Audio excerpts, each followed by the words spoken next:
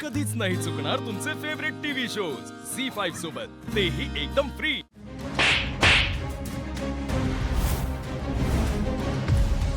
माफ करण्याच्या लायकीचा बी राहिलेला नाहीस तू।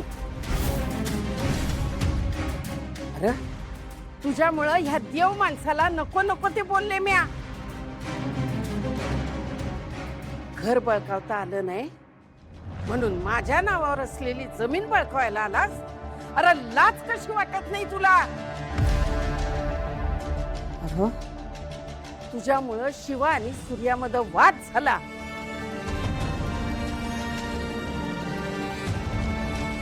अजून किती किती पाप करणार आहेस र?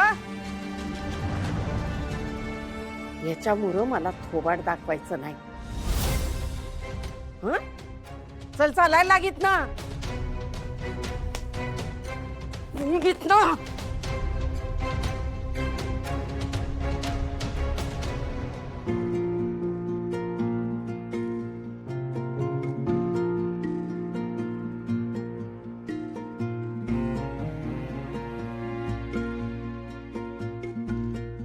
जालिंदरराव, माझा आणि माझ्या नातीचं लय चुकलं। चोर घरातच होता, पण तुम्हाला नको नको ते बोलले म्या।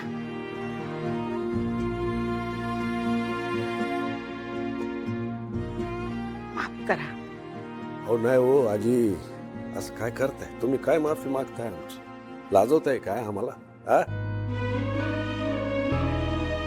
आमचं कर्तव्यच होत ते। गावातल्याच काय जगातल्या कुठल्या बी माणसाला आम्ही कायम मदत करत आलोय आणि राहणार मदत करत। आणि तुम्ही तर आमचे जावई बापूंचे पाहुणे। छत्री या। बघितलं शिव, म्हणलं होतं का ना डॅडी देव माणूस आहेत म्हणून? ते कधीच चुकीचं काय वागू शकत नव्हतं। आणि यांच्याकडे एवढी जमीन आहे, एवढं घर आहे, आणि यांना गावामध्ये मान आहे।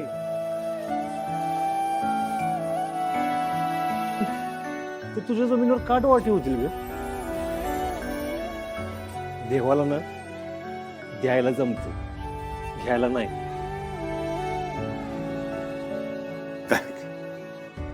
माझा देव पण असाच आहे, सगळ्यांच्या पदरात दान टाकणार। सूर्या, नको यांना देव म्हणूस। खरं तर माणूस म्हणून घ्यायच्याही लायकीचे नाहीयेत हे। तू जिथे उभा आहेस ना, ती सगळी प्रॉपर्टी तुझी आहे सूर्या। हे फक्त नाटक करतात द्यायचं, पण आजपर्यंत इतरांना लुबाडूनच घर भरलंय यांनी। रावणाचं कलियुगातलं रूप आहे हे। लवकरच मी या रावणाचं खरं रूप तुझ्या समोर आणि जगासमोर आणेन। झी5 ॲप डाउनलोड करा आणि पहा सर्व एपिसोड्स एकदम फ्री।